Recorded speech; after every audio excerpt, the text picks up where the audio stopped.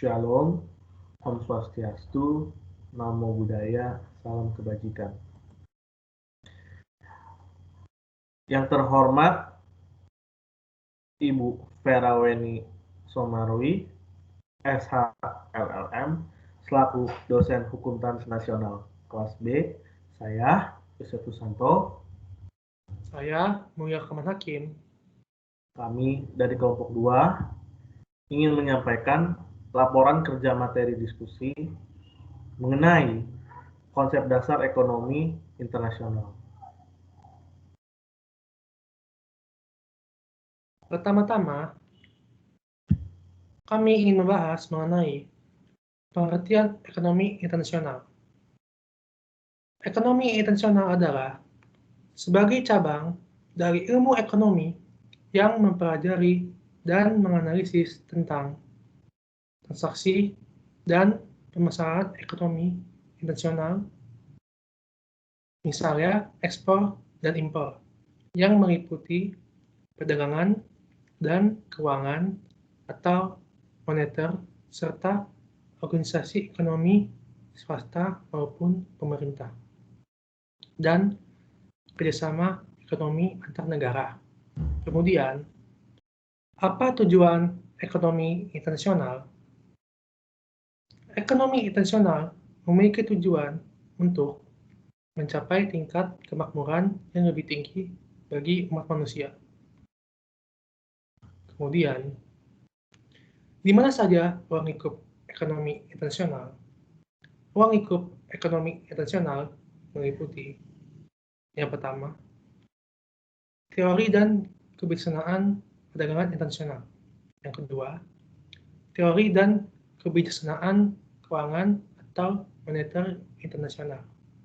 Yang ketiga, organisasi dan kerjasama ekonomi internasional.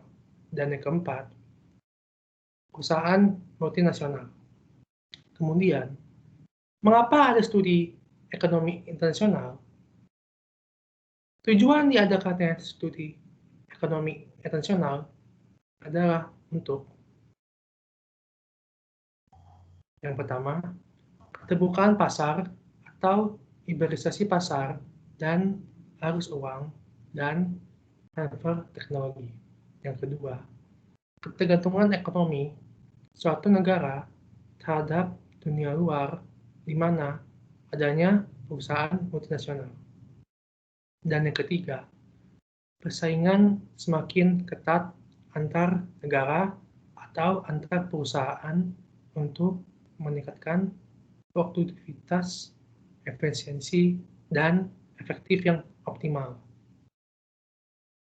Lalu, setelah itu, apa saja kegiatan ekonomi internasional? Kegiatan ekonomi internasional meliputi 1. Teori murni perdagangan internasional atau the pure theory of international trade. Yang kedua, kebijakan perdagangan atau the theory of commercial policy. Yang ketiga, hubungan lalu lintas emas. Keempat, lalu lintas modal. Dan yang kelima, neraca pembayaran atau the balance of payment atau penyesuaian dalam neraca pembayaran atau adjustment in the balance of payment. Lalu, konsep dasar perdagangan internasional. Konsep dasar perdagangan internasional adalah perdagangan internasional atau international trade yang artinya kegiatan transaksi dagang antara satu negara dengan negara lain, baik mengenai barang ataupun jasa-jasa, dan dilakukan melewati batas daerah suatu negara. Setelah itu, ada konsep dasar keuangan internasional. 1. Neraca pembayaran atau balance of payment. Neraca pembayaran merupakan rangkuman pernyataan yang pada dasarnya seluruh transaksi penduduk negara dan penduduk seluruh negara dicatat selama periode waktu tertentu. Yang kedua ada valuta asing atau falas.